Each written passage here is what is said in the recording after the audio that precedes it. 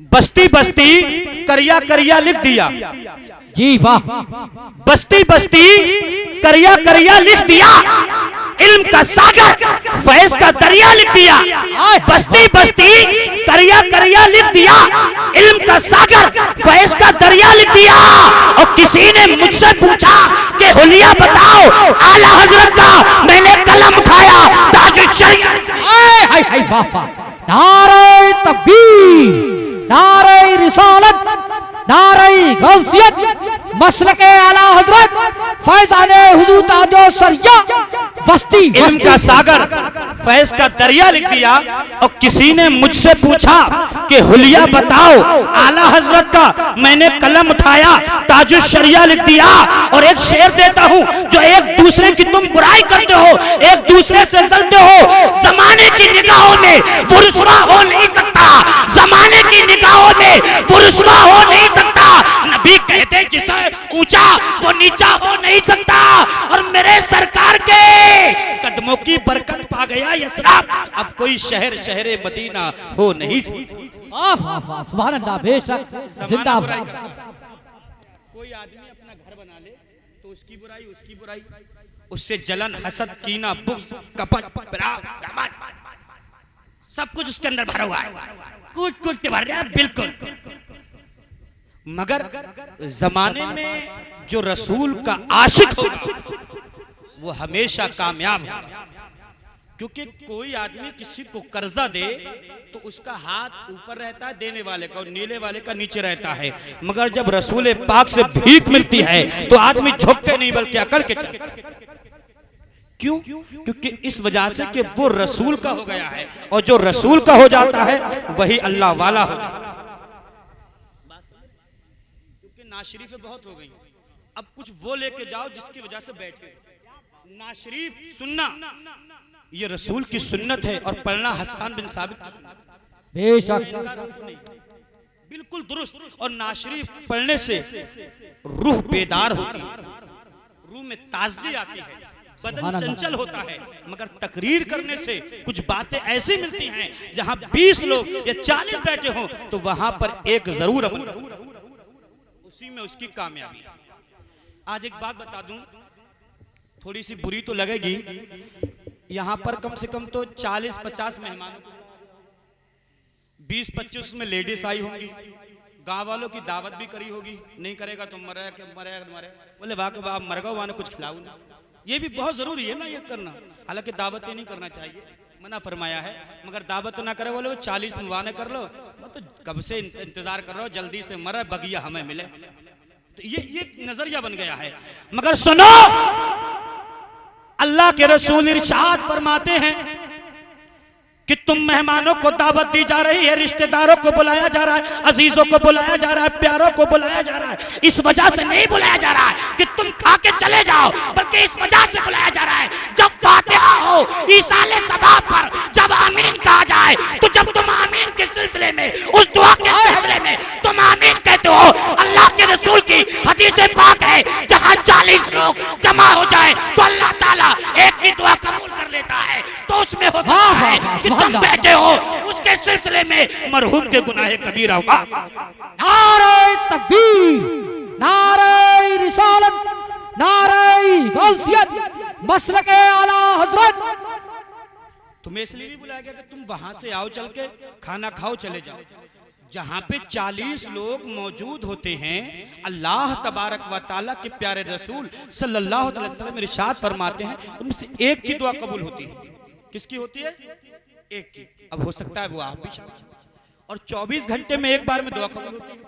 हो सकता है कि वो लफ्ज़ जिस वक्त दुआ होती हो तुम्हारी जबान से आमीन निकले मरहूमा या मरहूम के लिए, तो ईसाले सवाब का बास बने, तुम्हारी दुआ कबूल हो जाए, उसके लिए ईसाले सवाब हो जाए, तो उसके गुनाह सगीरा कबीरा माफ हो जाए। इसलिए तो बुलाते हैं, न कोई और मकसद। तो मेरे नजदीक तो समझ में आ नहीं रहा। वैसे आप जानते, पढ़े लिखे आप भी बहुत हैं, कोई BTech, M.Tech, BA, MA, BS करा हुआ है, वो आप जानो।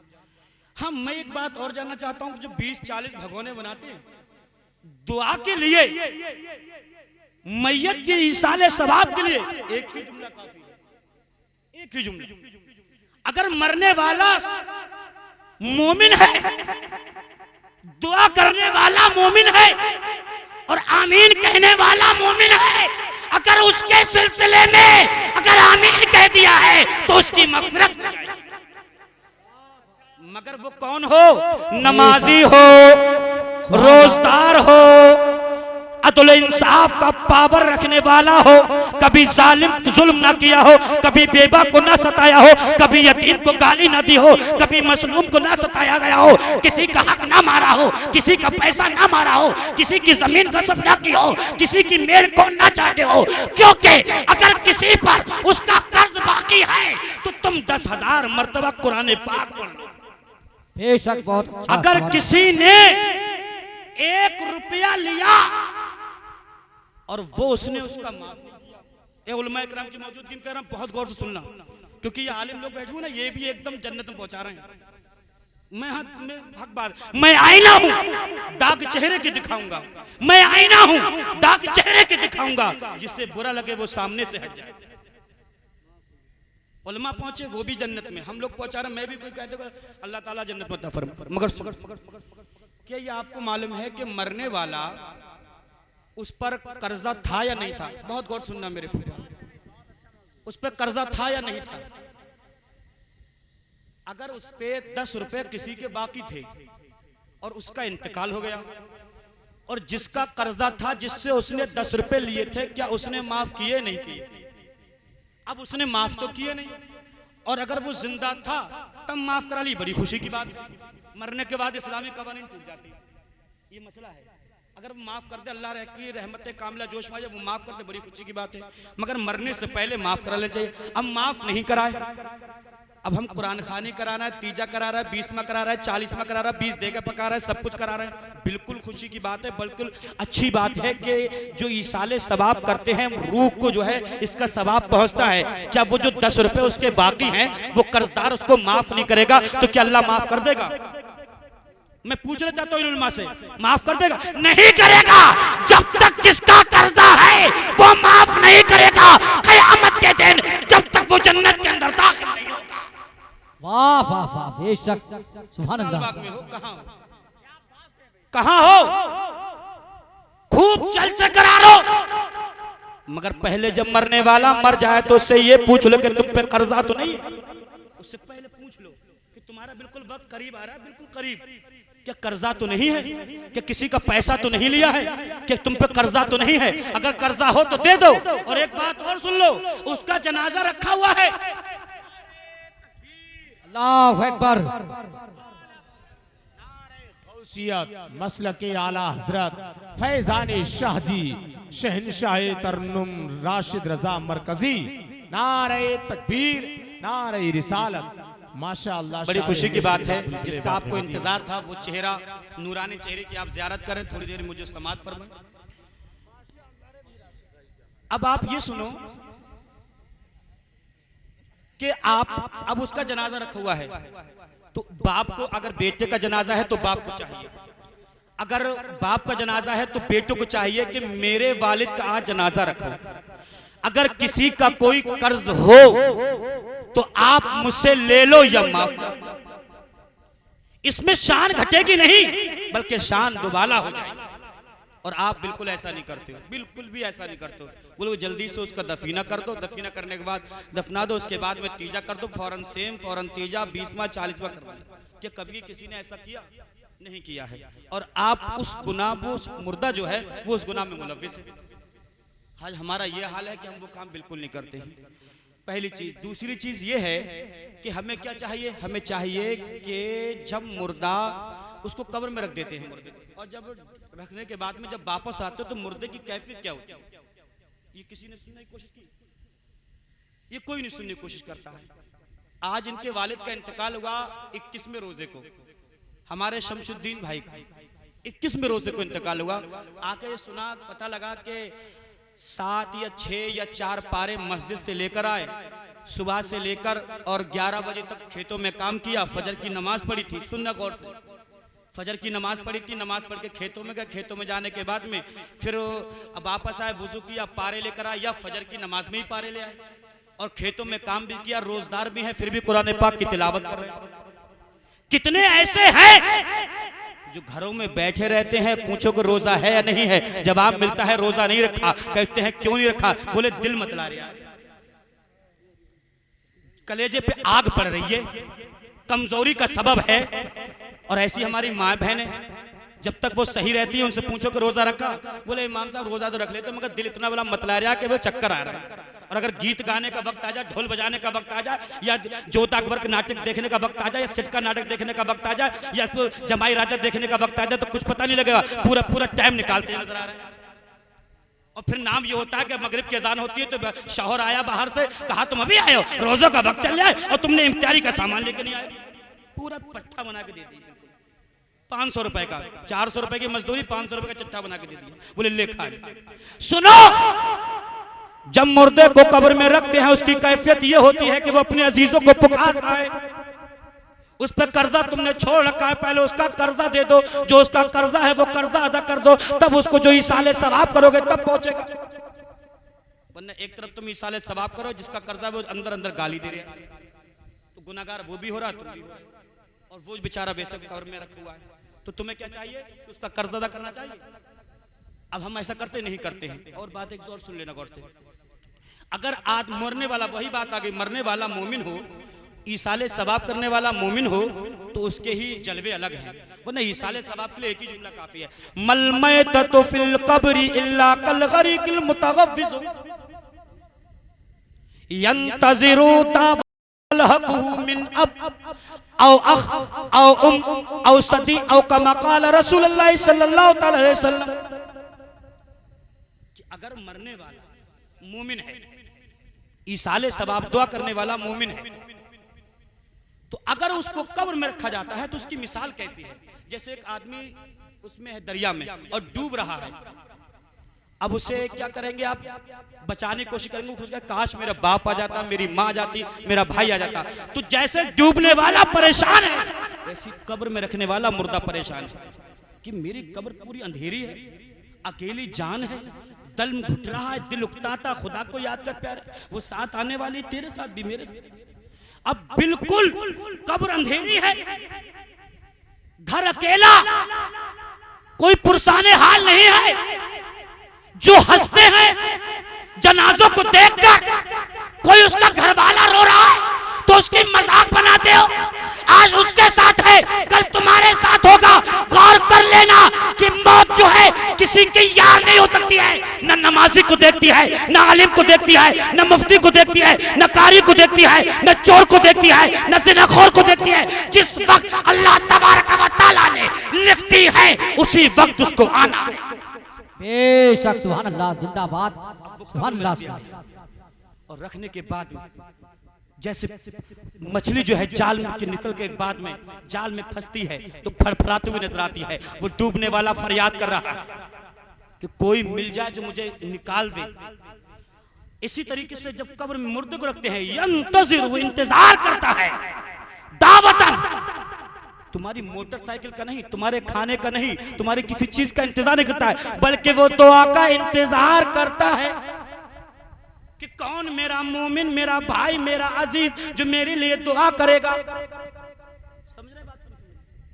उसके बाद तलहक़हू, जो उसको मिला दे, जो उसके पास लाए वो दुआ, वो कौन करेगा, मिन अब, या तो बाप करेगा, औ अख, या भाई करेगा, औ या माँ करेगी, औ सदी, या दोस्त करेगा, औ कमा क़ाल रसूलुल्लाह सल्लल्लाहु अलैहि वसल्लम, जैसे नबी ने फरमाया।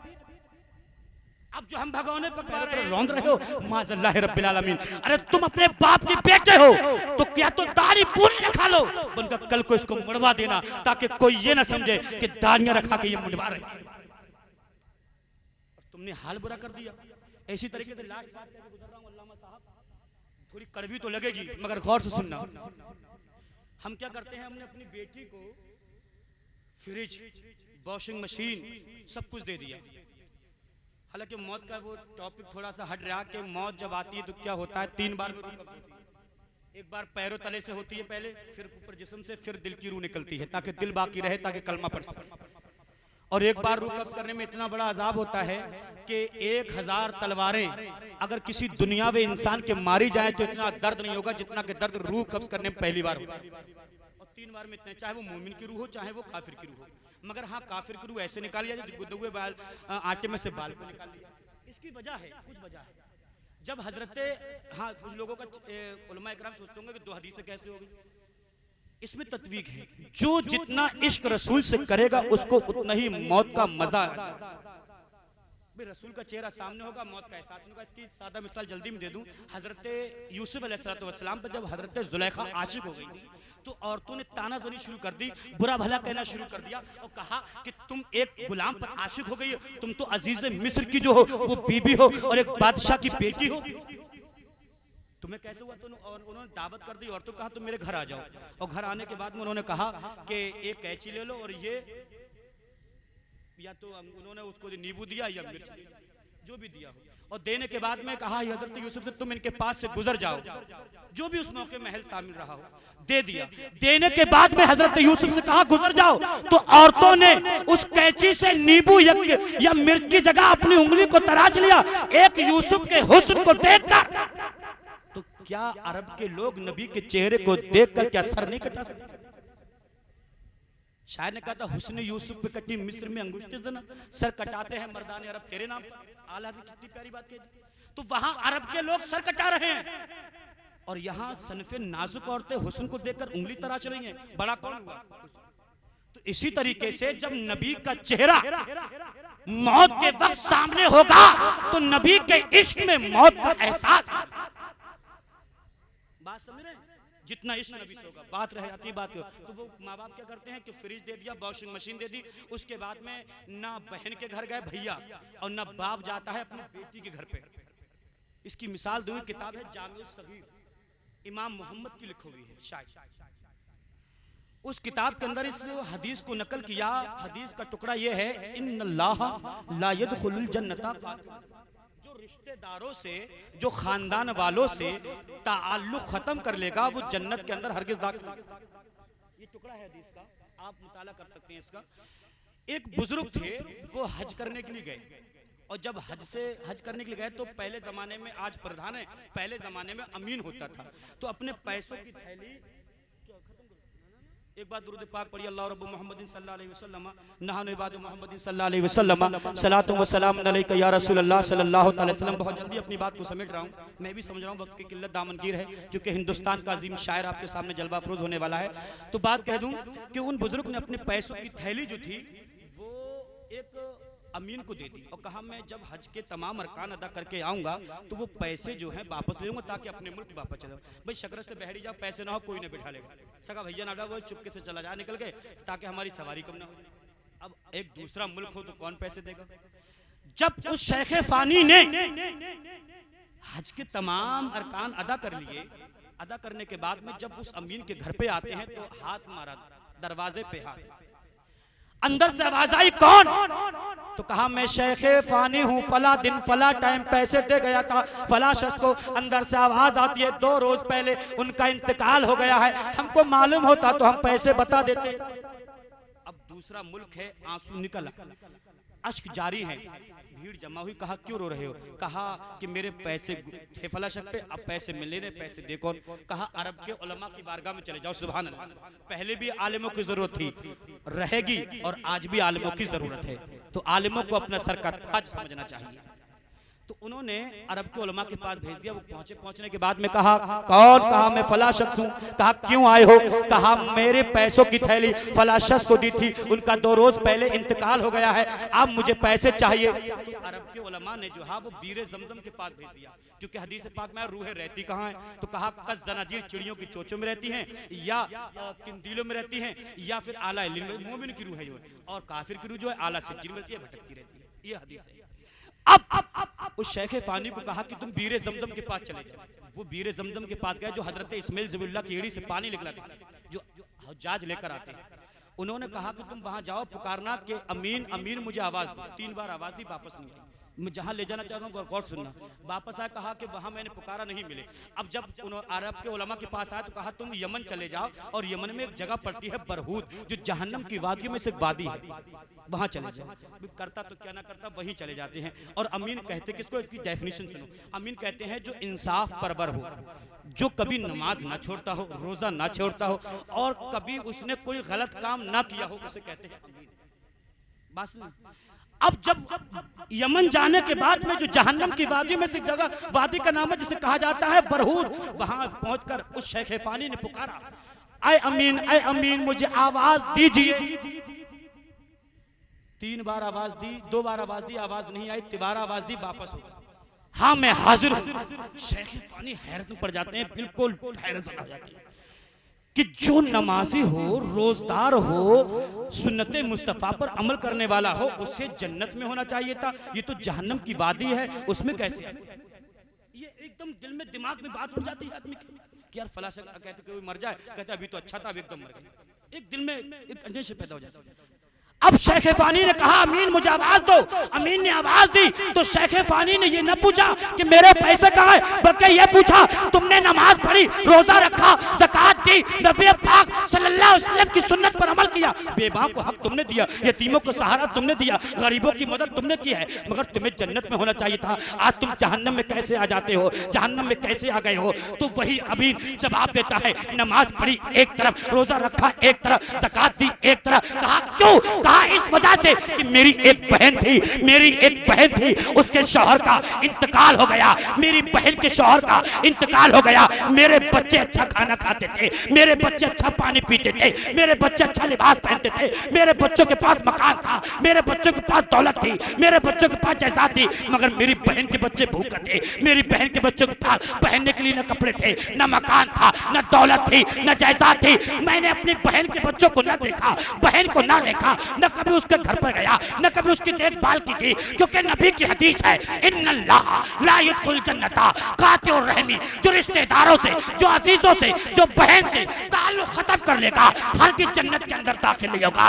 तो तुम्हें चाहिए कि तुम बहन की शादी कर देते हो, मगर तुम अपने काम के सिलसिले में बाहर जाते हो। अरे बाहर से आओ तो बहन के घर चले जाओ, अपने बच्चों के घर मिल जाओ। जब तुम बहन को देखोगे, खानदान को देखोगे, यही हुस्न अखलाक है, यही सुन्नत मुस्तफा है, तो यहाँ भी कामयाब हो, वहाँ भी कामयाब हो। अगर नमाज पढ़ रहे हो, रोजा रख रहे हो, ज़कात दे रहे हो, कुरान पढ़ रहे हो, मगर अपने अजीजों से ताल्लुक खत्म कर लिया है, तो हर की जन्नत नहीं मिलेगी।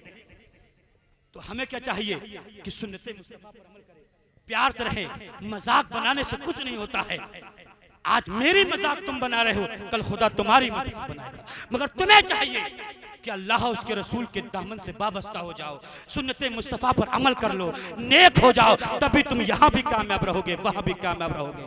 अल्लाह की बारगाह में दुआ है कि या रब्बे कायनात, या अल्लाह मेरे सुनने या मेरे पढ़ने में जो गलतियाँ हो गई हो, कहने सुनने में, अल्लाह तू माफ़ फरमाए, अल्लाह माफ़ फरमाए। एक बार कलमा शरीफ पढ़िए, ला इलाहा इल्लल्लाह मुहम्मदुर रसूलुल्लाह सल्लल्लाहु अलैहि वसल्लम। या अल्लाह शमसुद्दीन भाई के तमाम सगायर कबायर गुनाहों को माफ़ फरमा, जन्नतुल फिरदौस में अल्लाह सल्लम मकाम अता फरमा। खूब की सैर चमन, फूल चुने शाद रहे, बाग बा जाता हूँ गुलशन तेरा आबाद रहे। अस्सलामु अलैकुम व रहमतुल्लाहि तआला व बरकातुहू।